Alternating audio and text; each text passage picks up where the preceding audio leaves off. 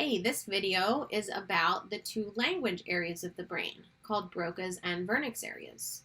You might remember from our last video when we talked about the cerebral cortex, we already labeled Broca's and Wernicke's areas. Let's see, think to yourself for a second, what lobe is Broca's area located in? What lobe is Wernicke's area located in? Hopefully you were thinking about the frontal lobe for Broca's area and the temporal lobe for Wernicke's area. These two parts of the brain have different functions, but both play a role in our ability to understand and also produce speech. In 90% of individuals, the left hemisphere is dominant for language, meaning in 90% of individuals, the vast majority of whom are right-handed, the language centers Broca's and Wernicke's areas are located in the left hemisphere of the brain. Remember, left language. We'll have another video where we talk about hemispheric specialization.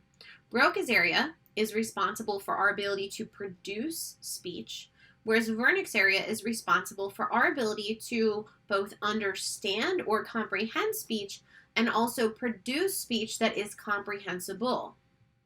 We're going to look at two short video examples of what is called aphasia.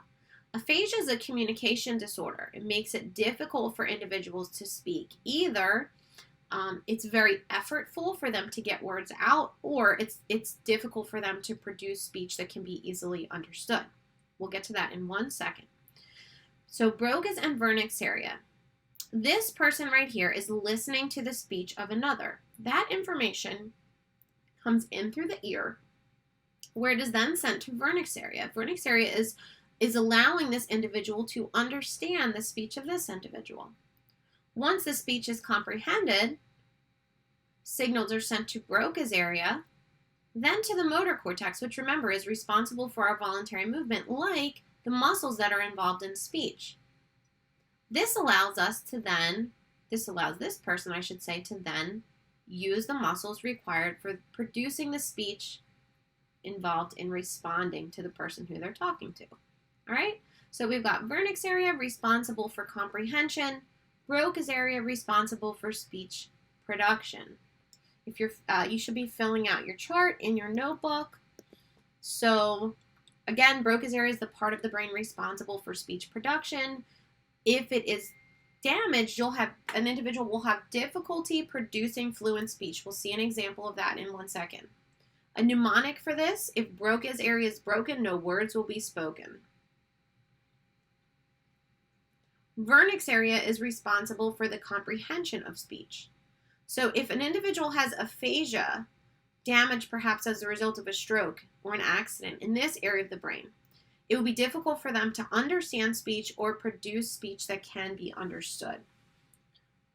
Mnemonic, Wernicke's area, comprehension is crappy. Let's go back and look at those two examples of aphasia.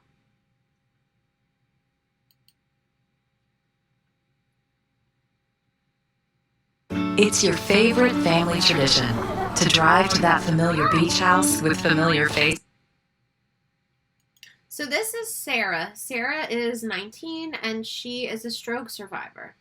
She's now experiencing what's called expressive aphasia or Broca's aphasia. And you'll see in just a second what that type of aphasia looks like. Okay. So what's your name?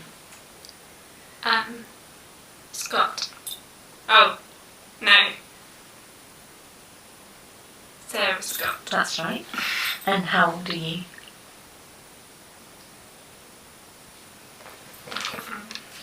I can't.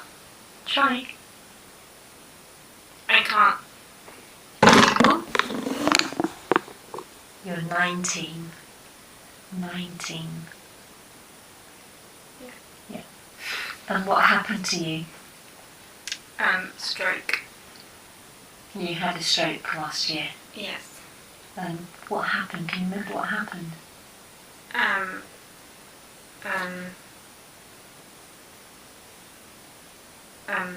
School and English class.